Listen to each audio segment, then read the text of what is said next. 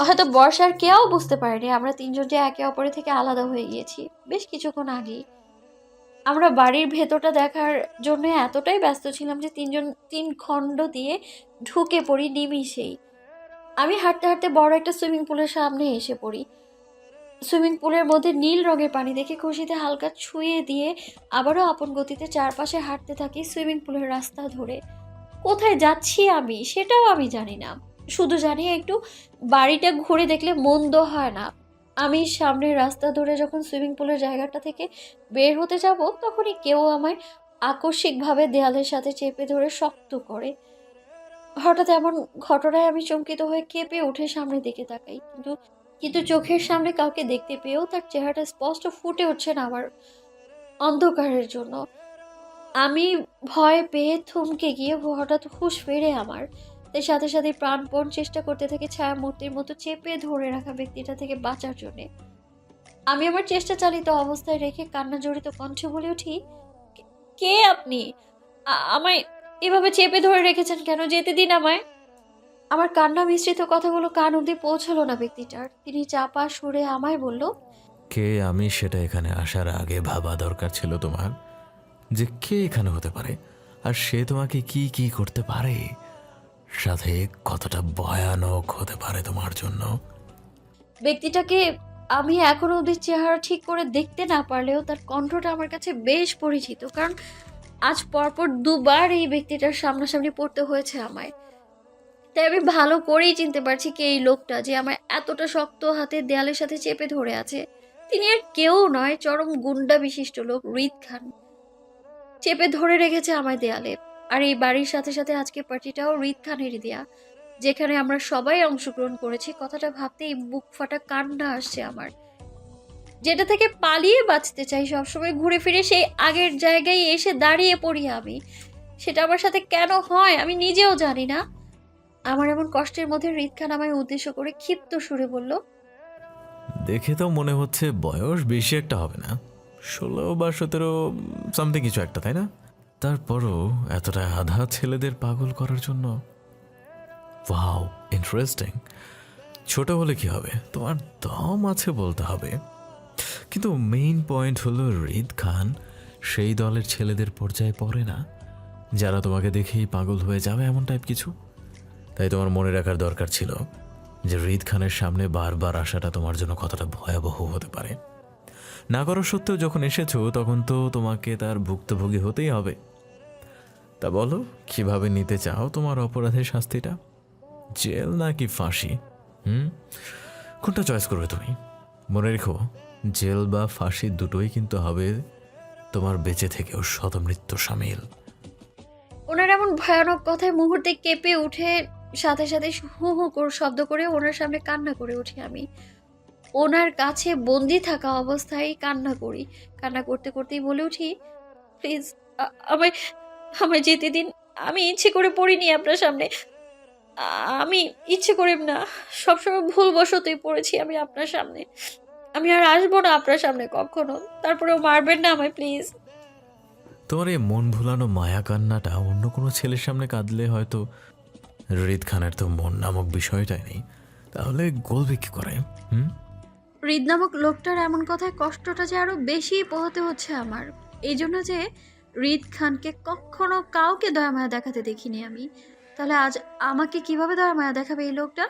বিনা দোষে কাউকে মারতে যার হাত কাঁপে না বিন্দুমাত্র, সেই ব্যক্তি কিনা আমায় ছেড়ে দিবে দোষ থাকা সত্ত্বেও?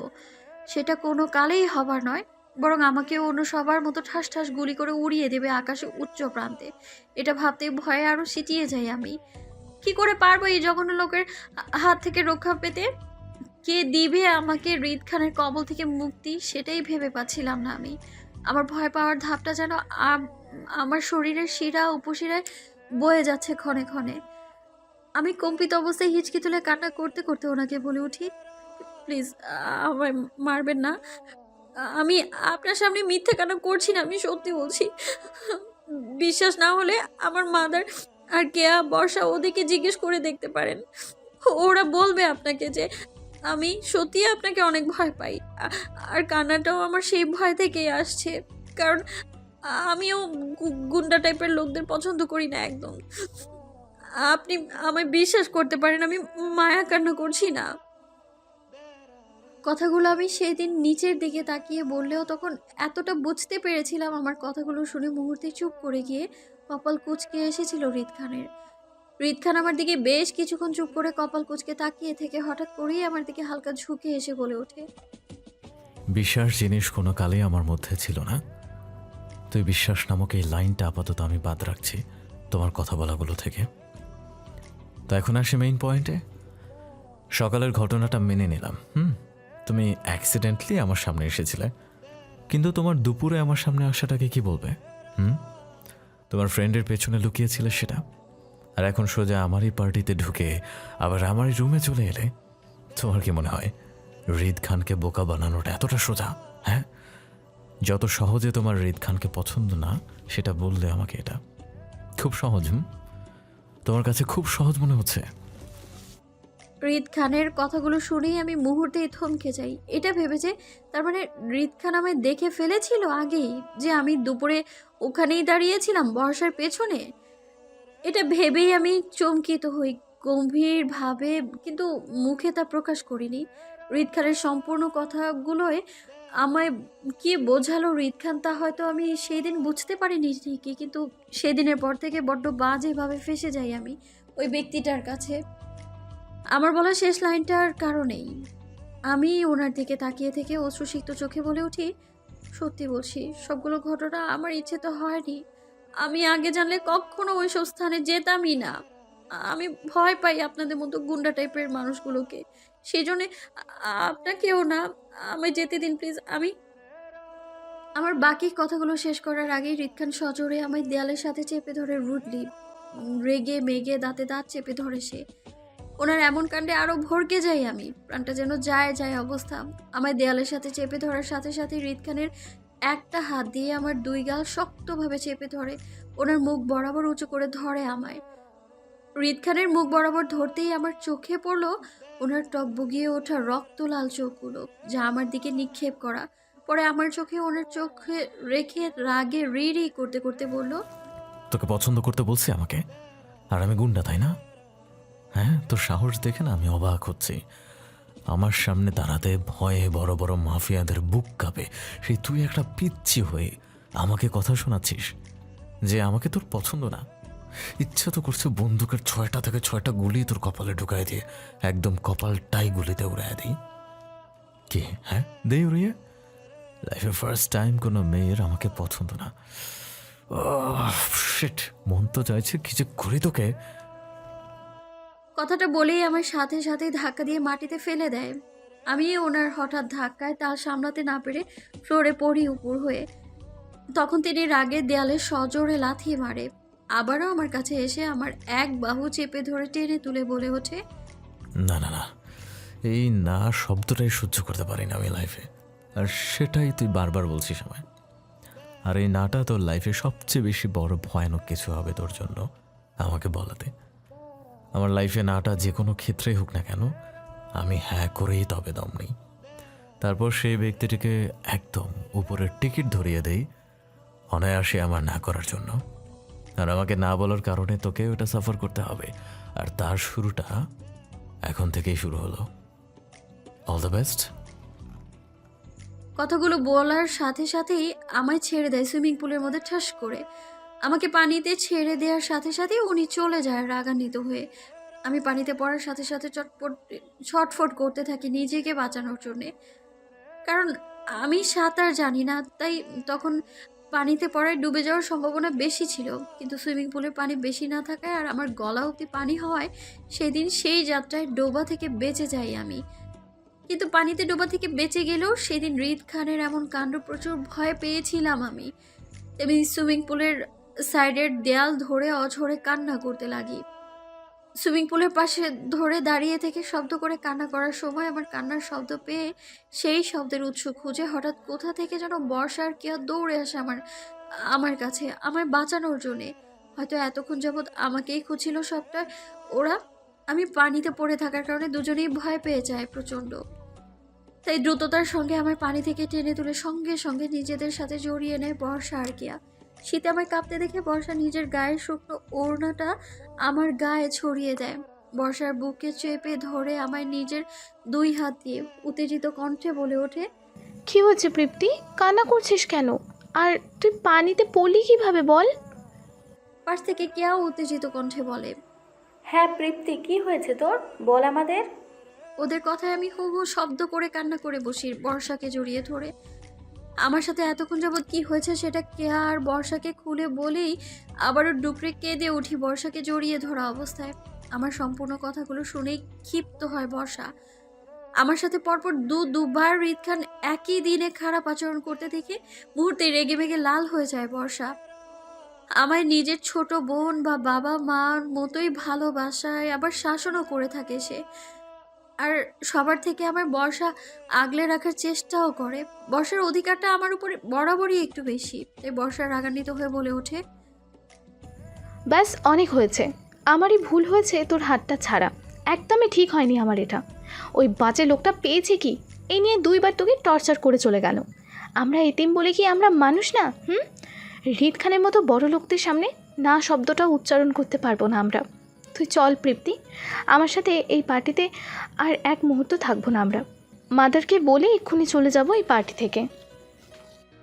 কথাগুলো বলে আমায় নিয়ে উঠে দাঁড়ায় বর্ষা। আর কিয়া এটা হৃদ খানের বাড়ি। বর্ষা সেটা জানতে পেরে আমায় নিয়ে আর এক মুহূর্ত অপেক্ষা করে না, সেখানে বেরিয়ে যায় হৃদ খানের বাড়ি থেকে ফাদার এবং মাদারের উদ্দেশ্যে। আজ 15 দিন পর ডায়েরিতে কিছু লিখতে বসেছি আমি, কারণ বিগত 15 দিন যাবত আমার লাইফে সবই ঠিকঠাক চলেও আজকে কিছু ভিন্ন ঘটেছে আমার লাইফে অন্য সব দিনের তুলনায়।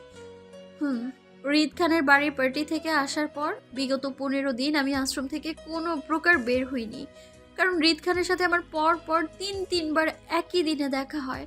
আর সেই সাথে থাকে আমার জন্য প্রচণ্ড রকমের ভয় হৃদ খানের পক্ষ থেকে। হৃদ খান নামক প্রাণীটা সম্পূর্ণ ভিন্ন পদার্থের হলেও কিছুটা মনুষ্যত্ব বোধ হয়তো রয়েছে ওনার মধ্যে, বিশেষ করে নারীদের নিয়ে। হঠাৎ করে হৃদ খান সম্পর্কে গুণ গাইছি সেটা কিন্তু মোটেও নয়, তারও একটা বিশেষ কারণ আছে। আর এই কথা এই জন্যই বলছি যে বিগত 15 দিন পর যখন আজ সকালে আমি আশ্রম থেকে বের হই বৃদ্ধা পুরুষ ও মহিলাদের নিয়ে ওয়ার্ক করানোর জন্য, একা বের হইনি আমি। আমার সাথে কেয়া, বর্ষা আর সাথে আশ্রমে কিছু বড় সদস্যরাও রয়েছে বয়স্ক দাদা দাদিদেরকে নিয়ে। আমরা সবাই মিলে আশ্রম থেকে কিছুটা দূরে 2 মিনিট রাস্তার সামনে একটা পার্কের উদ্দেশ্যে যাই। প্রত্যেক সদস্য একজন করে বয়স্ক মানুষকে নিয়ে যাচ্ছে সেই পার্কের উদ্দেশ্যে। সেই সাথে আমিও একটা দাদিকে তার হুইল চেয়ার সহ টেনে নিয়ে যাচ্ছি সেখানে হাসি মুখে। সব মিলিয়ে আমরা প্রায় 30 জন সদস্য হব। 15 জন সদস্যরা বাকি 15 জন দাদা দাদিকে হুইল চেয়ার সহ বহন করছে। আমরা এমন সারিবদ্ধভাবে এগিয়ে যাওয়ার মধ্য দিয়ে হঠাৎ করেই আমার পথ আটকে দাঁড়ায় এই এলাকার এমপির ছেলে জিসান শেখ। বাবার ক্ষমতায় ও দাপটে জিসান শেখ হয়ে ওঠে সমাজের উচ্চ বর্গের গুন্ডা লম্পট ছেঁচড়া। যেখানে মেয়ের বাস সেখানেই জিসান শেখের আবাস অনায়াসেই। আজও ঠিক তাই হয়েছে। জিসান শেখ নিজের ছ্যাঁচড়ামোর ধাপ অনুযায়ী আমাদের রাস্তা দিয়ে যেতে দেখে মুহূর্তেই নিজের জিপ গাড়িটা থামিয়ে দিয়ে আমাদের সামনে এসে দাঁড়ায় নিজের সাঙ্গপাঙ্গদের নিয়ে। সামনে দাঁড়িয়ে থাকা আমাদের সিনিয়র আপুদের লাগাতার ডিস্টার্ব করার পরেও কেউ কিছু বলতে পারছে না জিসান শেখের ভয়ে। সবাই এক জায়গায় জড়সড় হয়ে দাঁড়িয়ে পড়ে মাথা নিচু করে।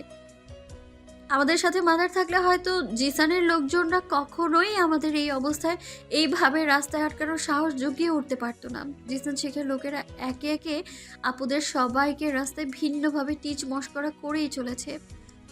এমন করার মধ্যে দিয়ে হঠাৎ করে জিসান শেখের চোখ যায় আমাদের উপর চোখ পড়তেই হাত থেমে যায় জিসান শেখের। ভ্রুকুচকে আমার দিকে তাকিয়ে থেকে এগিয়ে আসে আমাদের 3 বান্ধবীর দিকে। জিসান শেখে আমাদের দিকে এগিয়ে আসছে দেখে আমি সাথে সাথে বর্ষাকে জড়িয়ে ধরি ভয়ে। বর্ষাও আমায় 2 হাতে জাপটে জড়িয়ে ধরে। কেউ সাথে সাথে আমাদের দুজনকে জড়িয়ে ধরে শক্ত করে। আমাদের এমন করার মধ্য দিয়ে জিসান শেখ এসে আমাদের সামনে দাঁড়ায় শীষ বাজাতে বাজাতে। পরে আমাদের 3 জনকে পা থেকে উপর পর্যন্ত দেখে নিয়ে বাঁকা হেসে বলে ওঠে, ওয়াও, আমার এই তিনটা কবুতর জোড়া এতদিন কই ছিলে সোনারা? আরও আগে ধরা পড়নি কেন আমার খাঁচায়? কথাটা বলেই জিসান শেখ এক হাত উঠিয়ে এক আঙুলে আমাদের 3 জনের গাল ছুঁয়ে ছুঁয়ে স্লাইড করতে করতে বলে ওঠে, ওফ, এত সুন্দর সুন্দর কবুতর জোড়া যে এমন একটা আশ্রমের মধ্যে থাকতে পারে সেটা তো আমার জানাই ছিল না।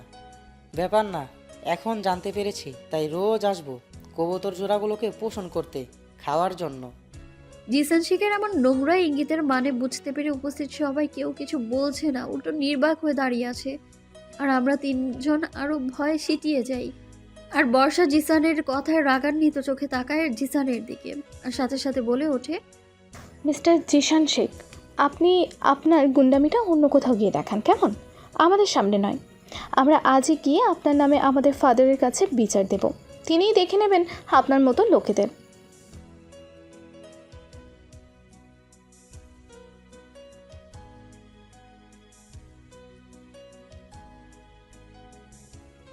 বর্ষার আঙুল দেখিয়ে কথা বলায় ক্ষেপে যায় জিসান। সে ক্ষিপ্ত হয়ে সাথে সাথে বর্ষাকে টেনে তার সাঙ্গপাঙ্গর দিকে ছুঁড়ে মারে আর বলে ওঠে, আজ রাতের পাখি নাকি এটা, ধরে রাখতে বলে তাদের কাছে।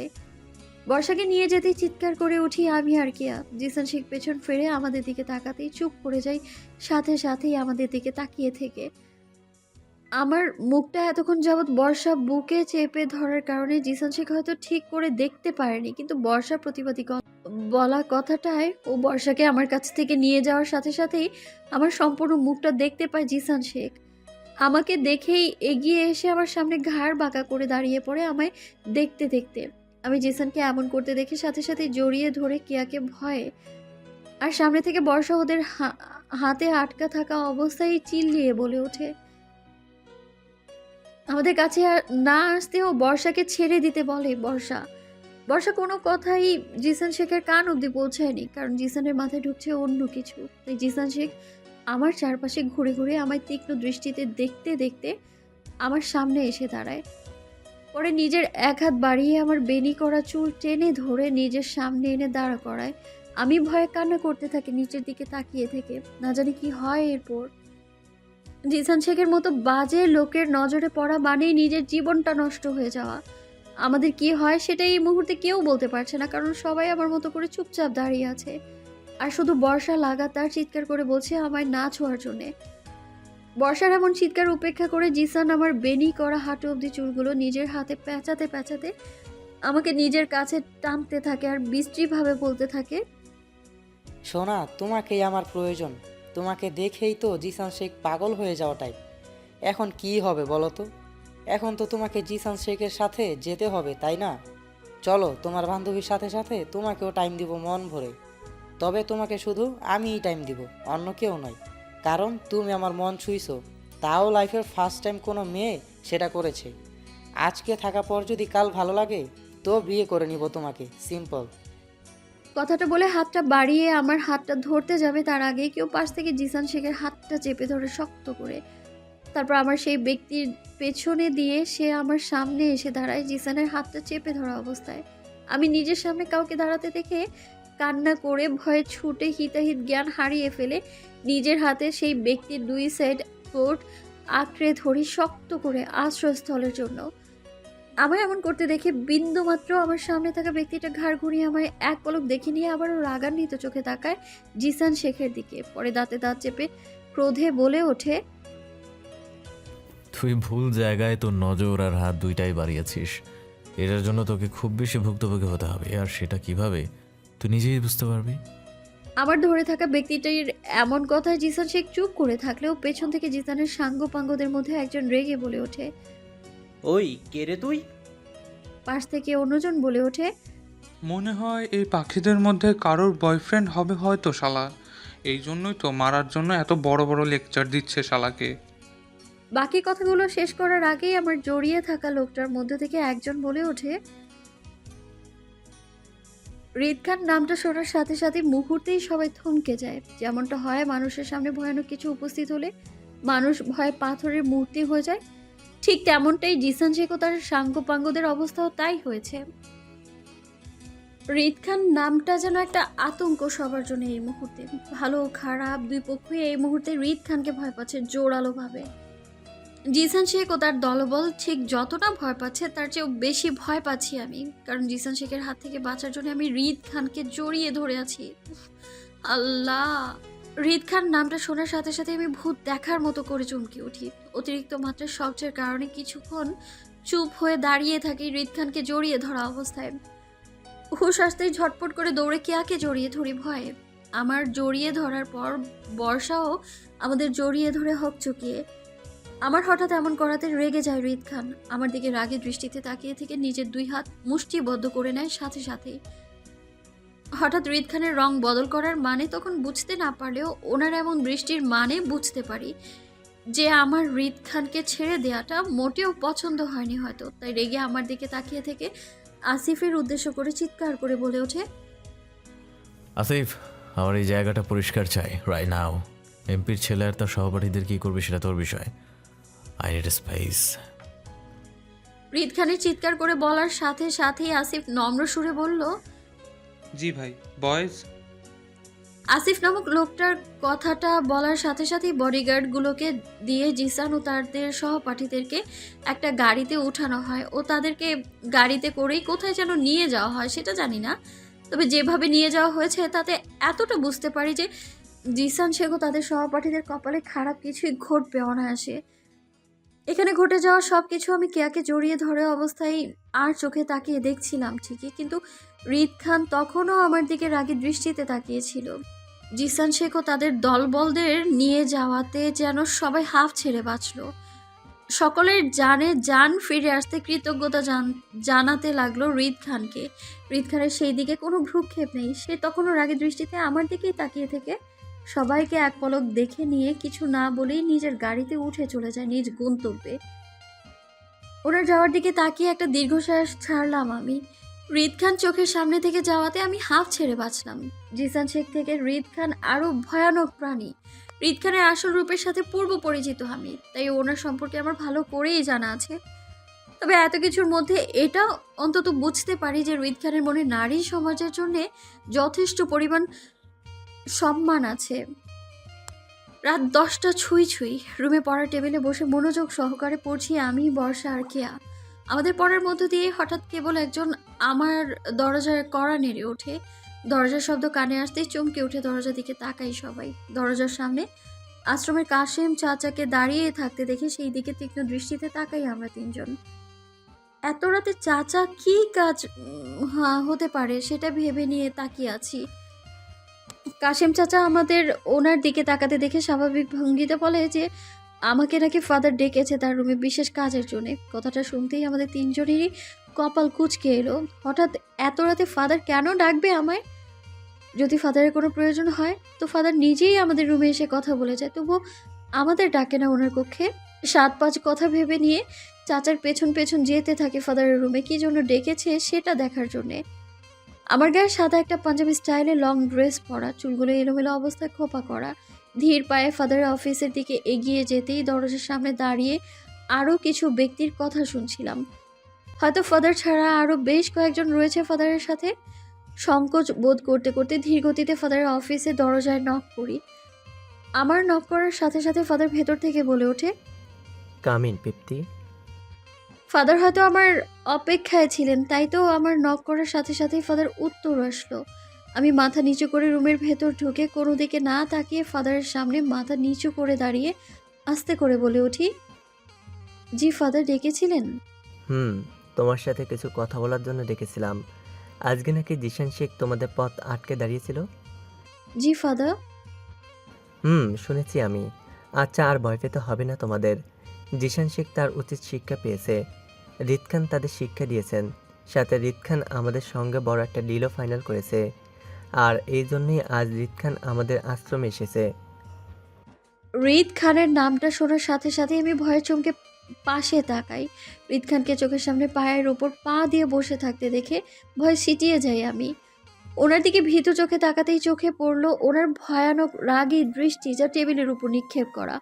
হয়তো কোনো কিছু নিয়ে প্রচণ্ড রকমভাবে রেগে আছে, তাই তো দাঁতে দাঁত চেপে বসে আছে রক্তচক্ষু নিয়ে। ওনার এমন রাগের কারণ বুঝতে না পেরে আবারও ভয়ে ভয়ে নজরে তাকাই ফাদারের দিকে। আমার ফাদারের দিকে তাকাতেই ফাদার বলে ওঠে, যাই হোক, মূল কথায় আসি পিপ্তি। তোমাকে হৃদ খানের জন্য ডাকা হয়েছে। আজ থেকে হৃদ খান যা বলবে তোমাকে তাই শুনতে হবে, কোনো রকম প্রশ্ন ছাড়াই। একটা সময় হলে তুমি তোমার সকল প্রশ্নের উত্তর পেয়ে যাবে, কিন্তু এখন তুমি অনেক ছোট বলে তোমাকে যা বলা হবে তাই করতে হবে তোমাকে। ফাদারের এমন কথায় কলিজা সহ কেঁপে ওঠে আমার। যাকে এতটা ভয় পাই তার সামনে থাকবো কি করে? আর এই বাজে লোকটা তো আমায় এবার মেরেই ফেলবে যদি আমায় একা পায় তো। কথাগুলো ভেবে নিয়ে ভীতু গলায় বলি, কিন্তু ফাদার কোনো কিন্তু নয় প্রীতি, যা বলা হয়েছে তাই করতে হবে তোমাকে, কোনো রকম প্রশ্ন ছাড়া। সাথে ফাদারের বাকি কথাগুলো শেষ করার আগেই হৃদ খান স্ট্রং হয়ে দাঁড়িয়ে বলে ওঠে, মিস্টার বার্ড, আপনার কথা যদি শেষ হয়ে থাকে তো এবার আমি রুমে যেতে চাই আপনার স্টুডেন্ট নিয়ে। হ্যাঁ হ্যাঁ, কেন নয় মিস্টার খান, যান যান। ফাদারের হঠাৎ এমন আচরণে থমকে যাই আমি। এই কোন ফাদারকে দেখছি আমি? ফাদার এতটা সহজে একটা পরপুরুষের রুমে আমায় পাঠিয়ে দিচ্ছে, তাও কোনো রকম আপত্তি ছাড়া।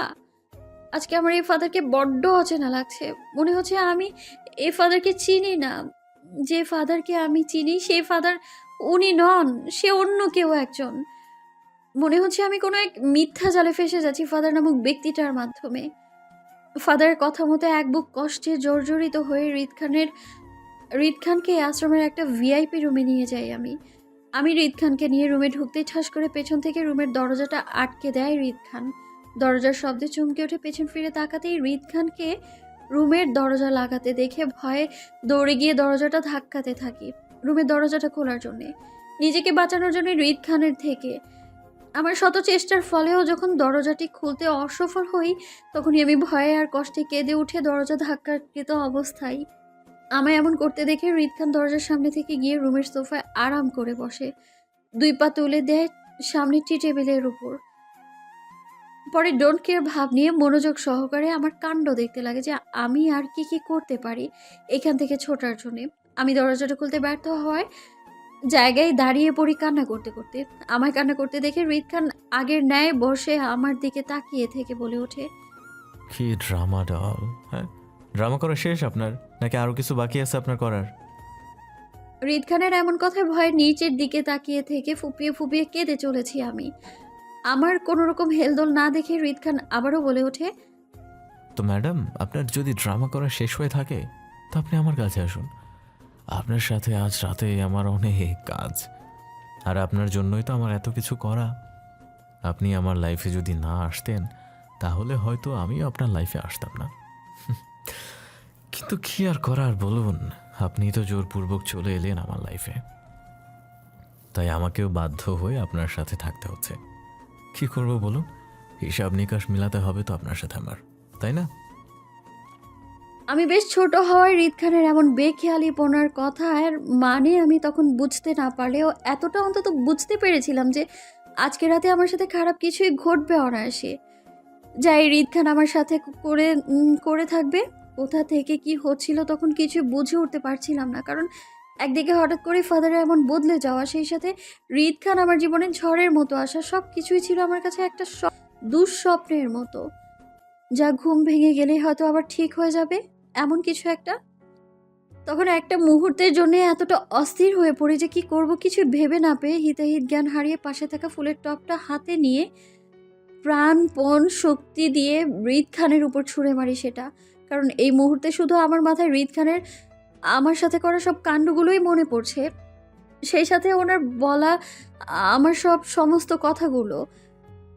আমার আকস্মিক আক্রমণে হৃদ খান খানিকটা ভড়কে গিয়ে দ্রুততার সাথে সাথে পাশে ঝুঁকতে গিয়েও ওনার হাতের মধ্যে ফুলদানির লেগে যায় প্রচণ্ড বাজেভাবে, যার কারণে হৃদ খানের হাতটা কেটে গিয়ে সেখান থেকে ঝরঝর করে রক্ত ঝরতে লাগে ভীষণভাবে। হৃদ খান নিজের কাটা হাতটা ঝেড়ে নিয়ে আমার দিকে তাকায় রক্ত লাল চোখে, যার মানে হলো আমার এমন কাণ্ড ওনার মোটেও পছন্দ হয়নি। কিন্তু আমার কি করার, আমি ওনার এমন লাল লাল চোখ উপেক্ষা করে আবারও পাগলের মতো করে অন্য ফুলের টপ নিয়ে ওনার দিকে ছুঁড়ে মারতে নেই, তার আগেই হৃদ খান দ্রুততার সঙ্গে এগিয়ে এসে আমার হাত থেকে ফুলের টপটা ফেলে দেয়। সাথে সাথেই আমাকে ওনার কোলে তুলে নিয়ে বিছানার উপর ছুঁড়ে মারে প্রাণপণ শক্তিতে। আমাকে বিছানায় ফেলার সাথে সাথে উনিও আমার উপর চেপে ধরে শক্ত করে, যার কারণে আমি শত চেষ্টা করেও বিন্দুমাত্র নড়াচড়া করতে পারিনি হৃদ খানের হাতে বাঁধা অবস্থায়। আমি নড়াচড়া করতে না পেরে শব্দ করে কান্না করে উঠি। এতে করে উনি আমার দিকে ক্ষিপ্ত হয়ে তাকিয়ে থেকে দাঁতে দাঁত চেপে বলে ওঠে,